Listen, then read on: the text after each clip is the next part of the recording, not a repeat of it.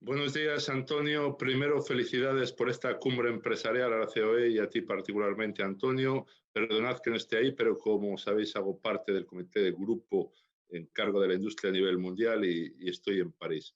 Bueno, después de haber visto el vídeo, tengo pocas cosas que decir. El sector del automóvil efectivamente es el 10% del PIB, 9% de la población activa, y dentro de la industria el automóvil refleja el 60% de la industria de nuestro país. Y además es un milagro porque las sedes no están en nuestro país. Quiere decir que hasta este momento, si seguimos fabricando 2,8 millones de coches con 2018, es gracias a que hemos sido competitivos hasta ahora. Y hay que seguir siéndolo. Entonces, como sabéis, el automóvil está en un periodo de transformación importante. Aparte del tema normativo y de emisiones, el coche está sufriendo un cambio tecnológico importante con la introducción de nuevas tecnologías, pero también con la conectividad del coche respecto al exterior del vehículo. Entonces, dentro de ese campo, de ese cambio, si además añadimos que la movilidad está cambiando, porque hasta ahora la movilidad era muy simple, tenemos proveedores, fabricamos el coche y distribuimos en los concesionarios, ahora entran nuevos actores como tecnológicos o eléctricos que hace que la movilidad se convierta en un entorno radial y donde la movilidad la define el ciudadano. En ese contexto, nosotros hicimos el Plan Suisse, el Plan Movilidad 2040, dentro de ANFAC, donde nos quisimos proyectar para anticiparnos para que el sector del automóvil siga siendo importante en nuestro país. Ahí vimos que la cifra de negocios en los próximos años puede cambiar de 200.000 a 300.000 millones, como avanzándonos a nuevas business que llegan, como los business de la movilidad compartida, todo el tema de software, data management o nuevas tecnologías. Eso le presentamos al presidente del gobierno el 2 de marzo y a los medios hacia dónde queríamos ir. Esto es importante. A partir de aquí nos llegó la pandemia. La pandemia, algo que no solo España, sino por el mundo, ha hecho que el sector del automóvil se haya parado. Entonces, en España desde el 15 de marzo, la prioridad en ese momento fue establecer un protocolo sanitario para que pudiésemos arrancar todas las plantas protegiendo a nuestros trabajadores. Hemos de decir que después llevamos ya 2 meses de arrancar, no hemos tenido ningún caso que yo conozca donde hemos tenido que parar una fábrica por efecto del COVID. Eso quiere decir que ese protocolo, que fuimos pioneros porque nuestro protocolo fue refrendado a través de ANFAC con UGT, Comisiones Obreras y el Ministerio de Industria, fue algo importante y nos anticipamos al problema. ¿Qué ha hecho esto? Lo que ha hecho es también el COVID y el parar los diferentes mercados en Europa y en otras zonas del mundo es acelerar los problemas de sobrecapacidad que existen, sobre todo en Europa. Y eso ha hecho que en las últimas semanas hemos vivido las dos caras de la moneda. Por un lado, la decisión de Nissan de querer cerrar el sitio de Barcelona y por otro lado, la decisión de Renault de mantener sus sitios en España a pesar de una reestructuración global. Esto nos tiene que hacer ver de que debemos de seguir trabajando en la competitividad en el futuro. Como sabéis, esta semana el presidente del gobierno presentó el lunes el plan de ayuda al automóvil, donde nuestra visión a 2040 no cambia, sin embargo, tenemos que adaptarla al corto plazo, porque, por ejemplo, este año vamos a fabricar en principio 700.000 coches menos que previsto y los mercados están menos del 50%. Y es importante porque el sector del automóvil en nuestro país hay que diferenciar entre cómo incentivar el mercado interno y cómo seguir mejorando la exportación.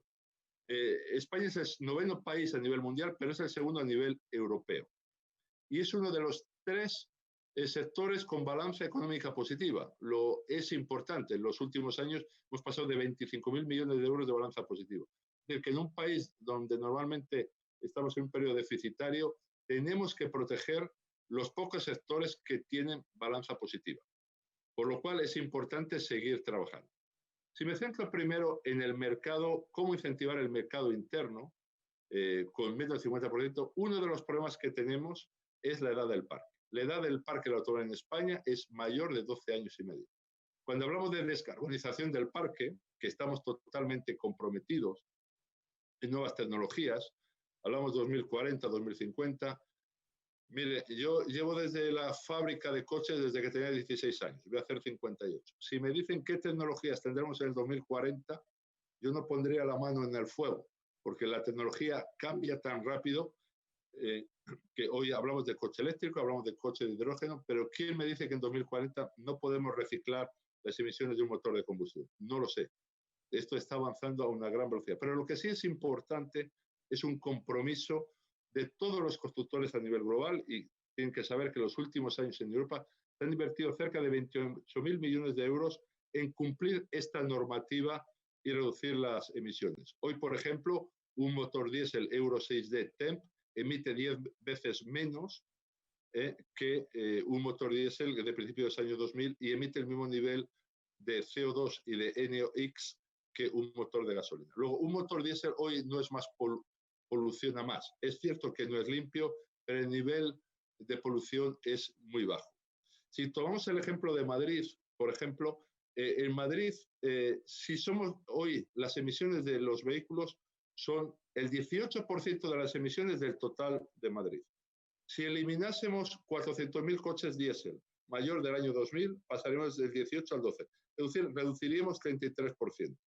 Luego, el plan que ha anunciado el gobierno de reducir la descarbonización del parque es positivo. Tenemos que sacar los coches más poluantes, pero al mismo tiempo tenemos que incentivar los coches cero emisiones y los coches electrificados. Pero esto tenemos que hacerlo de forma gradual. Como decimos ahora, en nuestro país se ha puesto de moda, no debemos de dejar a nadie atrás. Es cierto que para avanzar en la electrificación debemos de tener la infraestructura adecuada. Hoy, por ejemplo, si comparamos la infraestructura de Madrid con París, pues hablamos de entre 500 postes y 12.000 postes que tiene París. Luego, tenemos que acelerar esta infraestructura. A partir de aquí, yo creo que con estas medidas incentivaremos el mercado interno. A partir de ahí será en U, en V, en W, no lo sé, porque el problema que estamos viendo, no solo en España, sino en otros países, que como no sabemos el comportamiento que tendrá el virus en los próximos meses, es difícil de establecer un diagnóstico fiable. Luego, este es un primer elemento importante, incentivar el mercado interno. Segundo es cómo seguir siendo competitivos, cómo seguir exportando, con un efecto que tenemos países como Francia y Alemania, donde realmente están empujando a relocalizar productos de otros países. Primer elemento es la competitividad. A partir de aquí, ¿en qué tenemos que trabajar? Yo que soy industrial siempre hablo sobre las 4M, los hombres, las máquinas, los procesos y los productos. Primero, tenemos que producir en nuestras fábricas productos electrificados, productos eléctricos. Es muy importante tener productos que sean importantes en el mercado, porque si producimos en nuestras fábricas productos residuales con tecnologías residuales, luego no estaremos sorprendidos que nos lleguen malas noticias de FIA. Segundo, tenemos que avanzar en la digitalización, en la automatización. Esto es muy importante, la industria 4.0. En este sentido, la normativa esta semana del plan del gobierno de incentivar el I+D proceso es muy importante mejorar la competitividad. Tercer elemento es la automatización. Tenemos que seguir con la automatización. Y por último, lo importante, los hombres. Las personas son el centro. Es decir, en nuestro país, las multinacionales, si no tuviésemos una mano de obra cualificada, si no tuviésemos proveedores cualificados, si no tuviésemos una red cualificada, las multinacionales no seguirían invirtiendo. Se habla mucho de ayudas públicas, pero dentro de la Unión Europea las ayudas públicas al sector del automóvil son residuales respecto a otros países de Europa del Este. Luego, es muy importante seguir trabajando en la competitividad de las personas. Para ello, el rol de los agentes sociales, que hasta ahora ha sido importante en estos años, tiene que seguir siendo importante, acordando acuerdos de flexibilidad y contención salarial. Esto es muy importante respecto a otros mercados europeos. Otro elemento es la logística. Es decir, tenemos que tener las mismas condiciones logísticas, tanto en megatras, tanto en longitud de trenes, como otros países de la Unión Europea. No olvidemos que España no está en el corazón del mercado europeo. Estamos en un margen. Luego, es importante trabajar la logística. Y luego, respecto a las personas, tenemos que ir trabajando en la formación de los operarios, la formación de nuevas competencias, la formación de software, la formación digital es muy importante y para eso tenemos que adaptar tanto las escuelas de formación profesional como las universidades a la demanda de las empresas. Pero también tenemos que trabajar en el management. Tenemos que luchar fuera de España por mostrar que nuestro país es competitivo. Porque al final, si hay otros países que son más competitivos en un mercado de sobrecapacidad y donde nuestra estimación en los próximos 3 años es que no antes de 2023, 2024 volveremos a recuperar niveles de mercado 2017, por eso tenemos que trabajar en este sentido, que nuestras fábricas sean competitivas y mostrar este elemento. Y por último, las administraciones. Yo decía el otro día en la Comisión del Congreso que por favor los políticos cuenten hasta 3 antes de hacer declaraciones. Al final se confunde mercado interno con movilidad, con nuevas tecnologías. Y es muy importante que las casas matrices no creemos distorsión y que España no se considere que un país que ataca al automóvil. España debe ser un país friendly y debemos de dar tranquilidad y seguridad jurídica a las multinacionales que estamos en este país. Y luego tenemos que trabajar sobre una homogeneidad normativa.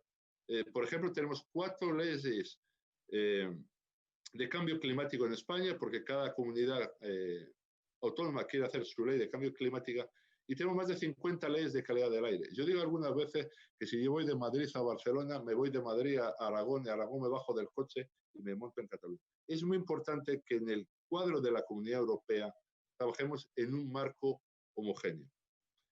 Y a partir de ahí, si trabajamos estos elementos, deberemos seguir trabajando y con este plan 2040, que el sector del automóvil ha definido, sabemos la dirección, pero los constructores no podemos trabajar solo.